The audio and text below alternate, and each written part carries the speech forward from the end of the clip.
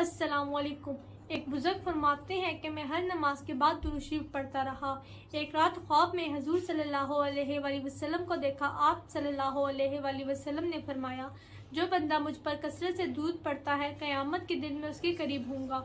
ये सुनकर मेरी ज़िंदगी का मिशन बन गया कि हर लम्हा दुरूद पढ़ता रहूं। सोचने की बात, दुरूद पाक दिल को सुकून भी देता है और रसूलुल्लाह सल्लल्लाहु अलैहि वसल्लम से कुर्बत भी। हज़रत मालिक बिन दिनार रहमतुल्लाह फरमाते हैं कि एक शख्स मेरे पास आया और कहने लगा, मेरे दिल में सख्ती है, अल्लाह की याद में दिल लगता ही नहीं।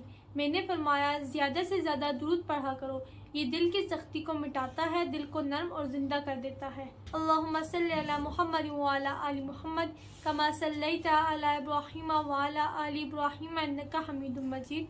अल्लाहुम्मा बारिक अला मुहम्मद व अला आलि मुहम्मद कमा बारकता अला इब्राहीम व अला आलि इब्राहीम इन्नका हमीदुम मजीद। बहुत शुक्रिया। अल्लाह।